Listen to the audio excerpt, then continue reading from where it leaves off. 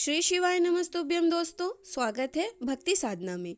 देखिए, आज की ये वीडियो हम सबके लिए बहुत ही खास होने वाला है, क्योंकि इस वीडियो में हम साल की पहली सप्तमी में किए जाने वाले कुछ बहुत ही खास उपायों के बारे में जानेंगे। पूज्य गुरु जी कहते हैं, अगर इस सप्तमी के दिन आप सिर्फ चावल के दाने या मूंग के दाने शिवलिंग के ऊपर समर्पित कर देते हैं तो आपकी रूठी हुई किस्मत चमक जाती है।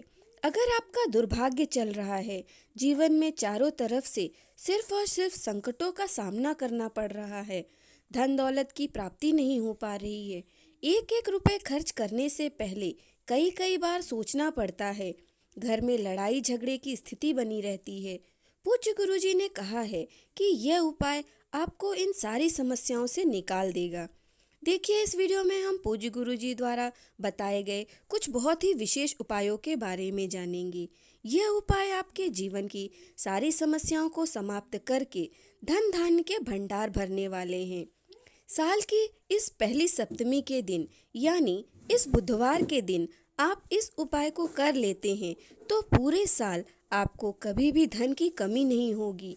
व्यापार अच्छे से चलने लगेगा, नौकरी में भी कोई समस्या नहीं आएगी, आपको आपके हर कार्य में सफलता मिलेगी, माता लक्ष्मी का आपके घर में स्थायी रूप से वास होगा।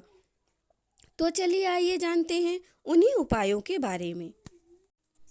पहला उपाय, यह उपाय उन लोगों को करना है जिनके जीवन में धन की कमी बहुत ज़्यादा है, माता लक्ष्मी उनके घर में निवास नहीं कर रही हैं, व्यापार अच्छे से नहीं चल रहा है, व्यापार में आए न दिन कोई ना कोई समस्या आती रहती है, तो वे लोग इस उपाय को अवश्य करें। इसके लिए आपको ले लेना है एक बेलपत्र। बेलपत्र कहीं से भी कटा फटा खंडित ना हो। साथ ही आपको एक लोटा शुद्ध जल ले लेना है। जल आप अपने घर के किचन से ले लेंगे और ले लेना है 31 मूंग के दाने। अब ये 31 मूंग के दाने और बेलपत्र आपको एक कटोरी में रख लेना है। फिर इस कटोरी को लेके आपको आपके पूरे घर में घूम जाना है। बस कोई भी अपवित्र जगह में आपको नहीं घूमना है। पूरे घर में आप इस कटोरी को लेके घूमते जाएंगे और ओम नमः शिवाय का स्मरण करते जाएंगे। फिर इस कटोरी को आपको आपके घर के मंदिर में रख देना है।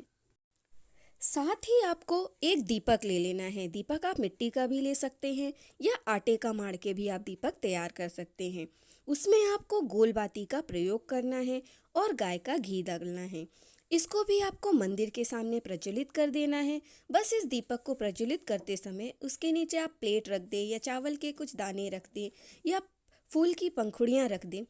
इस तरीके से आपको दीपक प्रज्वलित कर देना है और अपनी मनोकामना कहनी है। कुछ देर, आधा एक घंटा उस कटोरी को वहाँ रहने दें।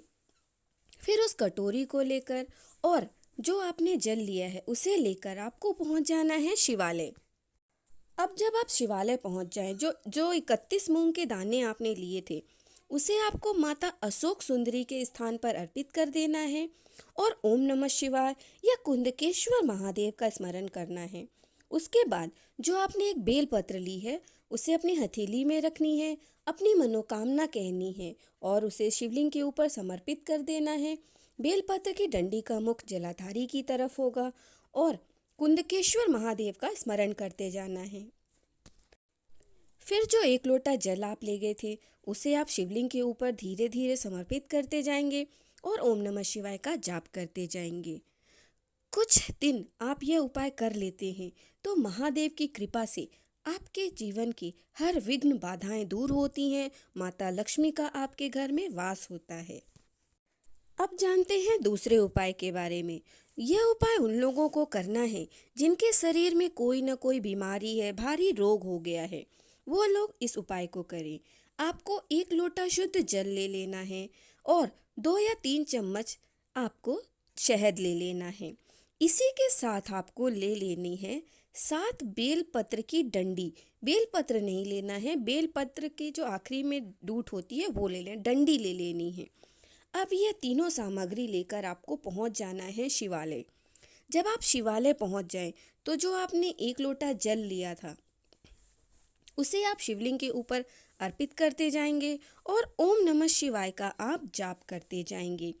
उसके बाद अब जो आपने बेल बेलपत्र की डंडियाँ ली हैं और शहद लिया है। जो शहद है उसको आपको शिवलिंग के ऊपर लेपन कर देना है।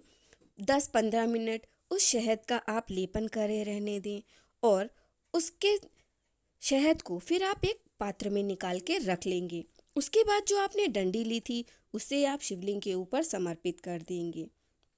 अब जो आपने कटोरी में शहद ले लिया है और जो बेलपत्र की डंडी है उसे आप औषधि स्वरूप कुंदकेश्वर महादेव का स्मरण करते हुए अपने घर ले आएंगे। और जब अपने घर ले आए तो उन डंडियों को आपको शहद में डुबाकर धीरे धीरे चबाकर खा लेना है। अगर आप एक साथ इन डंडियों को नहीं खा पाते हैं तो आप अगले दिन भी इन डंडियों का सेवन कर सकते हैं।